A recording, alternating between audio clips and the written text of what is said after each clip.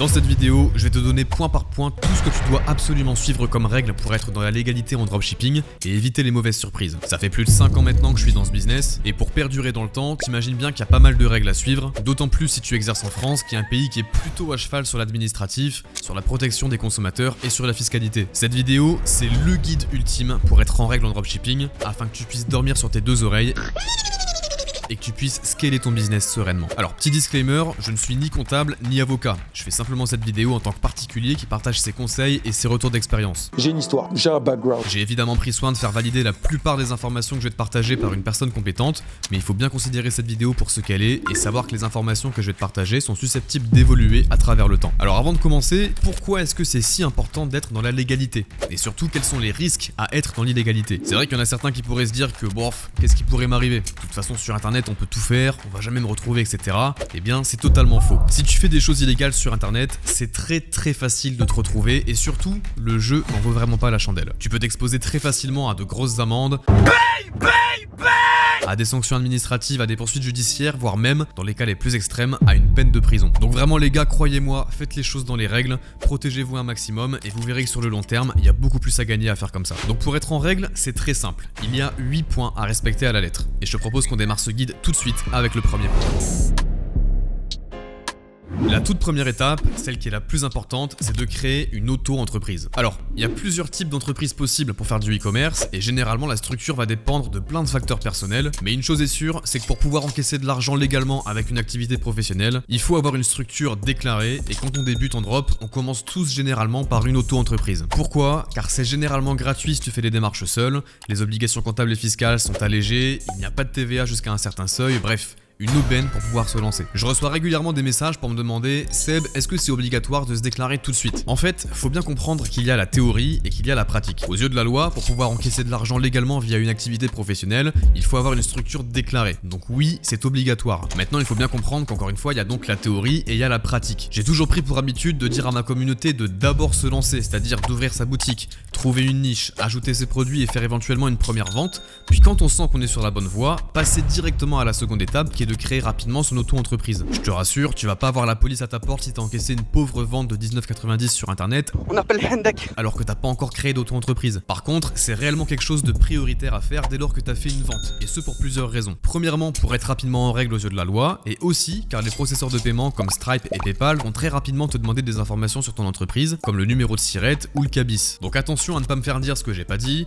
Créer son auto-entreprise doit être dans tes priorités dès lors que t'as terminé de monter ta boutique. Mais selon moi, ne commence pas à te prendre la tête avec ça alors que t'as même pas encore ouvert de boutique Shopify. Pour créer une auto-entreprise, c'est très simple et il y a 3 grandes étapes. Étape numéro 1, c'est la domiciliation de ton auto-entreprise. Autrement dit, choisir l'adresse de ton entreprise. Tu peux soit choisir d'utiliser ton adresse de domicile personnel, soit opter pour ce qu'on appelle une adresse de domiciliation. Et c'est ce que je te conseille fortement car ça t'évitera d'afficher ton adresse perso dans tes mentions légales et dans tes factures qu'on abordera un petit peu plus tard dans cette vidéo. Pour obtenir une adresse de domiciliation, je te conseille de passer par mon partenaire LegalPlace qui propose ce service à un prix imbattable. En passant par le lien qui se trouve dans la description et en utilisant le code SMP, tu bénéficies en plus de moins 15% de réduction sur l'ensemble de leurs services, à savoir donc la domiciliation, l'ouverture d'entreprise, la comptabilité, etc. A noter au passage que l'adresse de domiciliation de ton auto-entreprise n'est pas forcément l'adresse où tu exerces ton activité. Tu peux très bien avoir une adresse de domiciliation à Paris par exemple et travailler depuis le sud de la France ou depuis Bali en tant que digital nomade. Ce sont bien deux choses différentes. Étape numéro 2, c'est la déclaration de début d'activité sur le guichet unique. Après avoir choisi l'adresse de domiciliation, tu dois effectuer une déclaration de début d'activité en ligne sur ce qu'on appelle le guichet unique qui est géré par l'INPI. Alors, ce sont tous des termes administratifs qui peuvent paraître très complexes, mais je te rassure, c'est assez simple et rapide. Dis-toi bien que si moi j'ai pu le faire étant complètement allergique à l'administratif, tout le monde peut le faire. Je vais pas rentrer dans les détails dans cette vidéo, mais laisse-toi guider sur le site du guichet unique, remplis toutes les informations demandées jusqu'à la finalisation de ta déclaration. Petite précision au passage, si tu délègues la création de ton auto-entreprise à un tiers comme LegalPlace, ils vont s'occuper de tout faire à ta place et tu ne devras pas faire ces démarches toi-même. Et c'est d'ailleurs ce que je te recommande,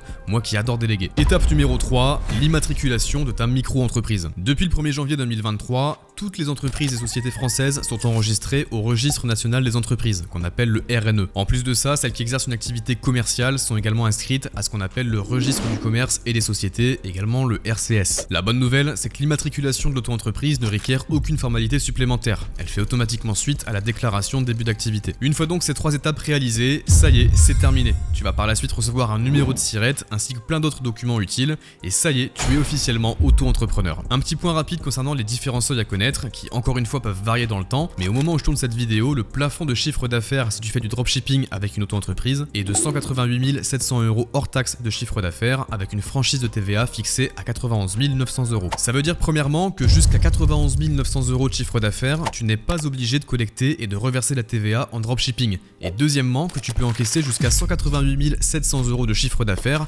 avec ton auto-entreprise. Passé ces montants-là, tu devras évoluer vers un autre type de structure plus complète, comme une SASU ou une EURL par exemple, mais arrivé à ce stade, tu seras sûrement en mesure de consulter un expert comptable pour être conseillé de la meilleure manière qu'il soit. Ceci étant dit, on enchaîne sur le deuxième point. Le deuxième point important pour être en règle en dropshipping, c'est d'être en règle avec la TVA. La TVA, pour taxe sur la valeur ajoutée, est un impôt indirect qui est appliqué à la plupart des biens et des services vendus en France. Tout le monde est dans le même sac, tout le monde y passe, peu importe son activité. Alors faut savoir qu'il y a plusieurs taux de TVA qui existent en France selon le domaine d'activité, mais dans le commerce général, donc ce qui va nous concerner en dropshipping, celui-ci est fixé à 20%. Il y a une grande idée reçue qui consiste à dire que la TVA est une taxe de 20% pour les entreprises, mais c'est pas réellement le cas. La TVA, c'est un impôt qui est payé par le consommateur. L'entreprise, donc nous, on n'est qu'un intermédiaire. Le calcul est assez simple. L'entreprise facture 20% de TVA sur la vente de ses produits, payés donc par le client. En contrepartie, l'entreprise peut déduire 20% de TVA sur l'ensemble de ses achats, comme par exemple les marchandises, les logiciels ou encore les dépenses liées à l'entreprise. Au final, l'entreprise doit chaque trimestre faire le calcul de sa TVA collectée moins sa TVA déductible sur ses achats, puis reverser la différence à l'État. Comme j'ai pu te l'introduire dans le point précédent, dans 99,99% des cas, tu vas commencer le dropshipping avec une auto-entreprise et donc tu seras exonéré de TVA jusqu'à 91 900 € de chiffre d'affaires. C'est-à-dire que tu ne dois ni la collecter, ni la déduire, ni la reverser à l'État jusqu'à ce seuil. Lorsque tu dépasseras ce seuil, tu devras demander un numéro de TVA qui te permettra en l'occurrence de pouvoir la déduire sur tes achats et tu seras donc redevable de la TVA. À ce stade, je te conseille à 100% de te diriger vers un expert comptable dont c'est le métier de gérer ces problématiques, d'autant plus qu'à ce moment-là de ton business, tu devrais être en mesure d'assumer cette dépense avec ta trésorerie. Entreprendre, c'est consacrer son énergie mentale sur notre plus-value, à savoir faire du marketing, faire de l'e-commerce et faire du business. Et c'est super important de se constituer une équipe à qui déléguer ce genre de tâches quand tu vas commencer à évoluer. Certes, un comptable c'est pas gratuit, mais c'est beaucoup plus intéressant d'utiliser ton argent pour déléguer des tâches qui sont si spécifiques plutôt que risquer de faire n'importe quoi et de perdre plusieurs heures de ton temps précieux tous les mois sur ce genre de tâches. Troisième point pour être en règle en dropshipping, c'est d'avoir des factures pour tout ce qui rentre et pour tout ce qui sort de ton entreprise. C'est super important et c'est la base du business. Toute transaction doit être rattachée à une facture qui fait apparaître le nom de l'entreprise, le numéro de SIRET, un détail de ce qui est facturé avec le prix et le montant des diverses taxes. Alors en dropshipping, pour générer des factures pour tes ventes, je te conseille d'installer une application Shopify comme Order Printer ou Simple Invoice. C'est des applications qui vont générer automatiquement des factures pour les ventes faites sur ta boutique, chose qui n'est toujours pas intégrée de base sur Shopify. La loose. Et j'ai toujours pas compris pourquoi, étant donné à quel point c'est important. Enfin bref, je te conseille d'installer une application, tu peux même personnaliser tes factures en y ajoutant ton logo ou en y ajoutant des sections, etc. Et si jamais tu es en auto-entreprise sous le seuil de TVA, tu dois ajouter en bas de ta facture la mention TVA non applicable, article 293B du CGI. Maintenant, en ce qui concerne les factures d'achat en dropshipping, le plus gros de tes dépenses, normalement, ça va être tes dépenses fournisseurs, et probablement donc tes dépenses sur AliExpress. Si tu regardes cette vidéo et que tu as déjà fait du dropshipping, t'es pas sans savoir que le mot facture n'a pas l'air de faire partie du dictionnaire des Chinois. Je ne comprends pas. Et donc généralement, quand tu demandes une facture à ton fournisseur, il parle chinois, et c'est le cas de le dire. Pour ça, j'ai une solution qui est beaucoup plus simple, c'est d'installer une extension Google Chrome qui s'appelle Ali Invoice et qui va tout simplement te générer des factures pour tous tes achats réalisés sur AliExpress pour ton entreprise. Pour ce qui va être des dépenses comme la publicité sur Google Ads par exemple, tu as un onglet facturation sur lequel tu vas retrouver donc toutes tes factures et ça tu vas l'avoir sur la plupart des plateformes où tu vas faire de la publicité en ligne. Encore une fois, rassure-toi, en auto-entreprise, la comptabilité est fortement allégée et c'est très bien car ça permet à tous ceux qui veulent se lancer de vraiment se concentrer sur mettre en place le business et avoir leur esprit uniquement sur ça. Par contre, avoir des factures pour tes achats et pour tes ventes, ça reste obligatoire, c'est la base et si tu mets ça en place dès le début, ça va te permettre de scaler beaucoup plus facilement quand tu vas avoir une hausse de ton activité. Quatrième point obligatoire pour être dans la légalité en dropshipping, c'est de mettre en évidence une page de mention légale sur ta boutique et surtout avec les bonnes informations à l'intérieur. La page de mention légale, c'est tout simplement une page du site sur laquelle tu dois donner des informations juridiques et réglementaires sur qui exploite la boutique, en l'occurrence des infos sur ton entreprise. Parmi les infos qu'on doit obligatoirement retrouver, on va avoir le nom, l'adresse et le SIRET de l'entreprise, des coordonnées de contact, donc l'adresse email de la boutique et ton adresse de domiciliation, ton numéro de TVA si tu en as un, ainsi que l'hébergeur du site. Donc dans le cas où tu fais une boutique avec Shopify, il faut simplement renseigner dans tes mentions légales que le site est hébergé sur Shopify. Je te rassure, cette page de mention légale, tu vas pas devoir la rédiger de tes petites mains. Il y a plusieurs plateformes en ligne qui permettent de générer des mentions légales et moi encore une fois, je te conseille de passer par LegalPlace, les liens sont en description. On enchaîne avec le cinquième point obligatoire pour être en règle en dropshipping, c'est d'avoir une page concernant le RGPD. Alors qu'est-ce que c'est que le RGPD? Ça signifie Règlement Général sur la protection des données, ça a été adopté en 2020 au sein de l'Union Européenne et ça vise à informer toutes les personnes sur ton site de comment sont connectées et exploiter leurs données personnelles, comme leur adresse email, leur numéro de téléphone, etc. Donc là encore une fois ça va être rapide, c'est pas bien compliqué, il y a des sites sur lesquels tu peux télécharger des modèles de politique de confidentialité qui soient RGPD friendly et je te conseille une fois de plus celle de LegalPlace dont je te mets les liens qui sont en description. Numéro 6, il faut que tu aies des conditions générales de vente, car c'est obligatoire, et éventuellement des conditions générales d'utilisation qui, elles, ne sont pas obligatoires, mais tout du moins conseillées. En fait, toutes ces pages légales, ça peut paraître anodin, mais c'est hyper important, car quand tu vends un produit ou un service en ligne, toi et ton client êtes liés par ce qu'on pourrait appeler un contrat. Et les termes de ce contrat, c'est notamment les conditions générales de vente et d'utilisation qui font office de documents juridiques. Ça sert finalement de protection en cas d'éventuel litige, et ça protège les intérêts de chacun. Dans ces conditions générales de vente, on va retrouver par exemple les modalités de livraison et de retour, dans quelle juridiction et selon quelles lois seront traités les litiges, etc. etc. Tu t'en doutes encore une fois, tu n'as pas besoin de rédiger ça de toutes pièces, je t'invite à te diriger vers LegalPlace qui propose également des templates de CGV et de CGU qui sont conformes à la loi française.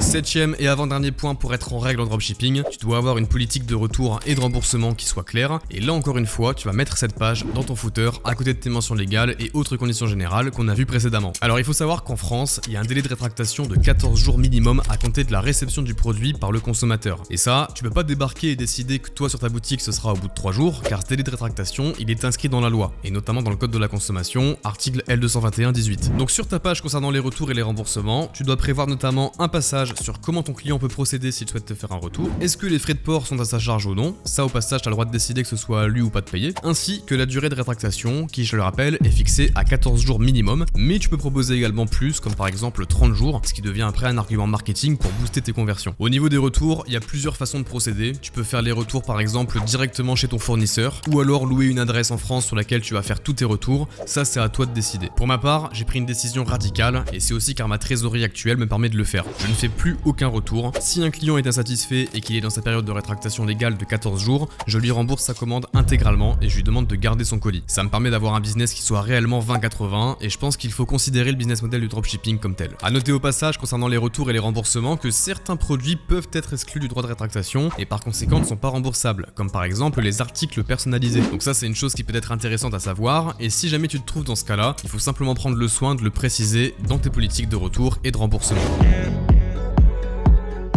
On arrive sur le 8e et dernier point à respecter et après celui-là, ça y est, tu seras complètement en règle aux yeux de la loi avec ta boutique e-commerce. Ce 8e point, c'est de respecter la propriété intellectuelle sur internet. Autrement dit, il y a toute une liste de choses que tu ne peux pas faire sur internet par respect du droit de la propriété intellectuelle.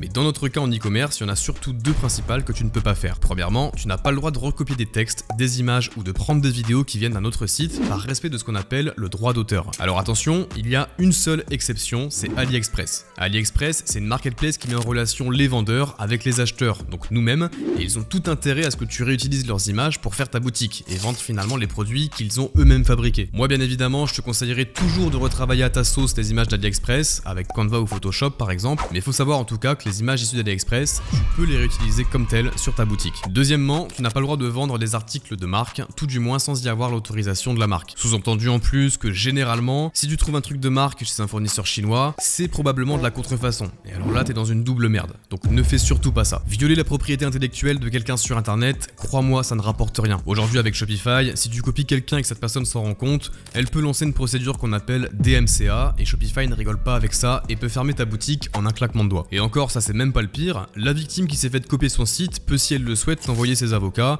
et les sanctions peuvent être encore plus lourdes que simplement une fermeture de site. Donc tu l'auras compris, si tu veux durer dans le temps en dropshipping, pouvoir scaler et avoir aucun problème, je t'invite à être en règle, ce que j'ai toujours fait et ce qui me permet d'être toujours là aujourd'hui après plus de 5 ans dans ce business. Avant de terminer cette vidéo, je voulais te partager quelques conseils personnels en plus des 8 points qu'on a vus ensemble pour rester en règle. Premièrement, je t'invite, une fois que tu ressentiras le besoin, de déléguer tout l'aspect comptabilité à un comptable. Ça paraît logique, mais aujourd'hui encore, il y a beaucoup trop d'entrepreneurs qui n'osent pas aller voir un comptable. Je te rassure, les comptables sont des professionnels et ça fait partie de leur métier d'accompagner des entrepreneurs et de mettre en règle leur business sur le côté fiscal et le côté comptable. Quand tu lances une boutique et que tu commences à avoir beaucoup de services clients, généralement la première chose qui te vient à l'esprit, c'est de déléguer ça à un tiers. Et bien fais la même chose avec la comptabilité. Deuxième conseil, toujours sur la compta, je t'invite à tenir une comptabilité soit sur Excel, soit sur un logiciel dédié, soit encore mieux à un prestataire. Chez mon prestataire Legal Place, tu peux déléguer toute ta comptabilité dès lors que tu passes en société. C'est pas disponible pour les auto-entreprises, mais leur gros avantage, c'est qu'ils sont dropshipping friendly et ils comprennent ce business, là où la plupart des comptables à l'ancienne sont un petit peu à la ramasse et pourraient mal te conseiller. Si ça t'intéresse, tu trouveras le lien en description et pour rappel, tu bénéficies de moins 15% de réduction sur l'ensemble de leurs services avec le code SMP. Troisième conseil que je peux te partager, c'est d'essayer de constamment te tenir informé des évolutions législatives et fiscales. Donc ça, c'est si tu travailles tout seul. Si maintenant tu es entouré d'un comptable, encore une fois, c'est lui qui va s'en occuper. Mais ça reste important, je pense, en tant qu'entrepreneur, de rester toujours plus ou moins à l'affût. Et enfin, dernier conseil, et celui-là j'en parle régulièrement car c'est vraiment le nerf de la guerre pour avoir un business pérenne en dropshipping, c'est d'assurer un service client en béton armé avec une gestion des litiges et des retours qui soit claire. Si tu appliques parfaitement ce dernier conseil, ainsi que tout ce qu'on a abordé dans cette vidéo, tu seras officiellement en règle en dropshipping et tu pourras dormir sur tes deux oreilles tout en encaissant des rentes digitales comme je le fais depuis maintenant plusieurs années. On arrive sur la fin de cette vidéo, j'espère qu'elle t'aura plu et qu'elle t'aura aidé. Et quant à moi, je te dis à la prochaine.